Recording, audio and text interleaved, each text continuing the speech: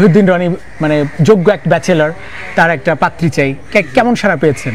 তার যোগ্য পাত্র পেয়ে যায়, পাত্রী পেয়ে যায়, তাহলে তার অবশ্যই আমরা কুরবানি আমরা হচ্ছে তার মানে বিয়েটা দিয়ে দিব। বিয়ে মানে কি কোরবানি?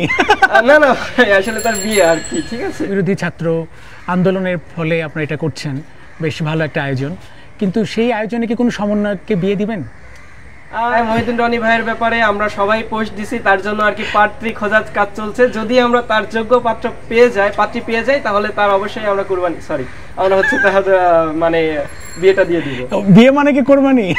না না, আসলে তার বিয়ে আর কি। ঠিক আছে, আচ্ছা, বিয়ে তো অনেক সীমাবদ্ধতা, তো এই সীমাবদ্ধতাগুলো কি কি, মানে কেন বিয়ে করতে চায় না একটা যুবক? আচ্ছা, এখানে আমার মতে 3টা সীমাবদ্ধতা আছে।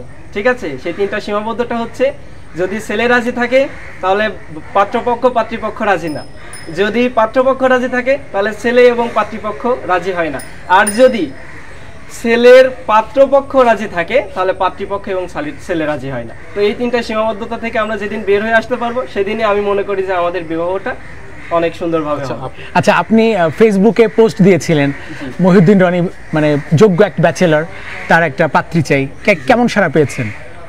মোটামুটি অনেকেই নক দিয়েছে, আমাকেও এবং রনি ভাইকেও পার্সোনালি নক দিয়েছে। তো আসলে যে এটা দরকার, যে যোগ্যতাটা দরকার, সেই যোগ্যতাটা আর কি হয় নাই, এই জন্য আর কি আমরা মেয়েটা স্থগিত রাখছি, মেয়েগুলাকে। তো যদি সেরকম যোগ্য পাত্রী পাই, তাহলে রনি ভাইকে অবশ্যই আমরা বিবাহের আসরে বসাবো এবং আপনারা দেখতে পারবেন, আপনাদের সামনেই তাকে আমরা বিবাহ দিব। এখন এই দায়িত্বটাও আপনাদের নিতে হবে, তার মেয়ে মানে জন্য মেয়ে খোঁজার দায়িত্ব এটা আপনাদের উপরেও আমি ছেড়ে দিলাম। আমরাও খুঁজবো, আপনারাও খুঁজবেন। যদি সেরকম পাত্রীর সন্ধান পান, তাহলে অবশ্যই হচ্ছে আমাদেরকে জানাবে। আচ্ছা, মানে সে বিয়ের ব্যাপারে কতটা দৃঢ়প্রত্যয়ী? সে 100% দৃঢ়প্রত্যয়, সে বিয়ে করবে। সে আর কিছুই চায় না, সে বিয়ে চাই। 20 তারিখের আয়োজনে সে বিয়ে করতে চাই, এর বাইরে আর কিচ্ছু চাই না সে। তো আমরা চাই রনি ভাইয়ের 20 তারিখে বিয়ে দিয়েই ছাড়বো ইনশাল্লাহ। কোন কোন মানে জেলার বা কোন কোন ভার্সিটির কোন কোন প্রতিষ্ঠানের মেয়েদের পাচ্ছেন বেশি সারা? এটা হচ্ছে সব জায়গা থেকেই মোটামুটি আর কি পাত্রীর সন্ধান আসতেছে, পাত্রীরা নিজেও নক দিচ্ছে। সেটা ঢাকা বিশ্ববিদ্যালয় হচ্ছে, আশেপাশের কিছু কলেজ আছে সেখান থেকে হচ্ছে, এবং ঢাকার বাইরে থেকেও আসছে আর কি। যেহেতু তিনি হচ্ছে প্রিয় মুখ। আপনাদের পার্শ্ববর্তী যেহেতু ইডেন কলেজ, জি, সেখান থেকে কি কোনো সাড়া পাচ্ছেন? প্রচুর, এক কথায় প্রচুর। তারাই এবং হইতে পারে আমাদের প্রধান হাতিয়ার এই গণবিবাহে। Eden college? জি, ইডেন কলেজ হতে পারে।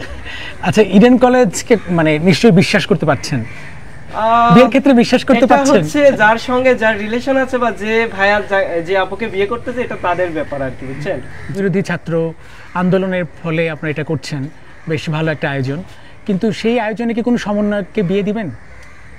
যদি সমন্বয়করা সেই ইচ্ছা পোষণ করে, তাহলে অবশ্যই তাদেরকে দেয়া হবে, এটা আর কি তাদের উপরে। সমন্বয়ক ভাইদের কাছে আমার ইনফরমেশন সেটা হচ্ছে, আপনাদের যদি এরকম কেউ থাকে বা যদি আপনাদের বিয়ে করার কোনো ইচ্ছা থাকে, তাহলে আপনারা অবশ্যই আমাদেরকে জানাবেন, আমরা অবশ্যই সেটা খুব ভালোভাবে দেখব। আচ্ছা, আমি মানে অনেক আছে যারা মানে নারীরা সমন্বয়ক কিংবা নারীরাও ক্যাম্পাসে আছে, তাদের বিয়ের ব্যাপারে কি আপনারা কোনো ব্যবস্থা নিচ্ছেন?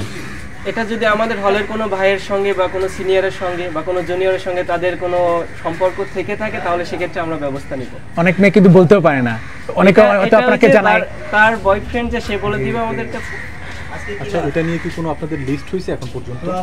এইগুলা হচ্ছে হইলে পরও পাবলিশ করার কোনো আর কি পাবলিশড না, কোনো অফিশিয়ালি লিস্ট হয়েছে কিনা? অফিশিয়ালি লিস্ট হয়েছে সেটা আমার কাছে নাই। আচ্ছা, আপনারা মানে এখান থেকে যারা যারা বিয়ে করতে চাচ্ছে তাদের একটা লিস্ট করেছেন?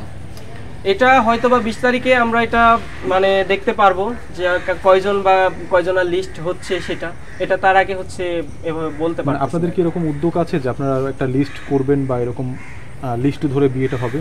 আমাদের উদ্যোগ আছে, যদি 2000 জন হয় 2000 জনকে আমরা বিয়ে দিব। আচ্ছা আচ্ছা, এই যে বড় অ্যারেঞ্জমেন্ট, এই অ্যারেঞ্জমেন্টের বিষয়টা আসলে কারা দেখছে?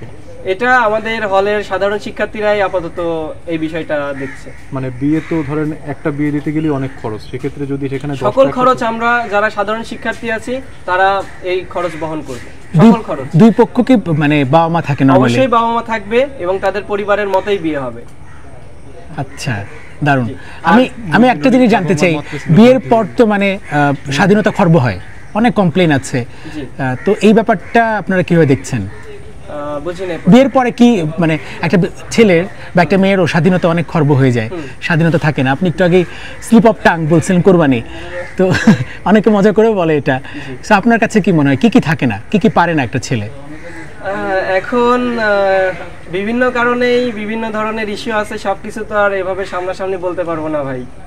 তো আপনার হচ্ছে ছেলেরও সমস্যা থাকতে পারে, মেয়েরও সমস্যা থাকতে পারে, কারোর চারিত্রিক সমস্যা থাকতে পারে, কারোর আবার ফাইনান্সিয়াল সমস্যা থাকতে পারে, যদিও মেয়েরা এই জিনিসটা একটু বেশি সেন্সিটিভলি দেখে ফাইনান্সিয়াল সাপোর্টটা। সাথে যারা আসবে বা আপনাদের আমন্ত্রিত গেস্ট যারা থাকবে এরকম কতজন আর কি আপনাদের? এটা হচ্ছে লিস্ট কাউন্টিং চলতেছে আর কি, এখন পর্যন্ত শেষ হয়নি। এটা হয়তো আগামী 18 তারিখ নাগাদ আমরা পেয়ে যেতে পারি। তার মানে 20 তারিখ সকাল থেকে কার্যক্রম শুরু? জি, 20 তারিখ সকাল থেকেই মোটামুটি কার্যক্রম শুরু হয়ে যাবে। আপনার বক্তব্যটা, শেষ বক্তব্য। আমার বক্তব্য হচ্ছে, আমার হলে যে ভাইয়েরা হচ্ছে আপাতত রিলেশনে আছেন, আমি মনে করি যে অবৈধ সম্পর্কে না থেকে আপনারা দ্রুত বিয়ের কার্যক্রমটা সেরে ফেলুন। কারণ এতে হচ্ছে আপনারা জিনার মধ্য থেকে উঠে আসবেন, এবং আমরা যে সাধারণ মানুষ আছি বা সাধারণ শিক্ষার্থী আছি, তারা হচ্ছে আপনাদের মাধ্যমে আমরা উৎসাহ পাবো, এবং আমরাও বিয়ের প্রতি একটা আগ্রহ প্রকাশ করব, এবং আপনাদের হাত ধরেও হয়তো হতে পারে যে আমরা আপনাদের বিয়ের দ্বার প্রান্তে পৌঁছে গেছি।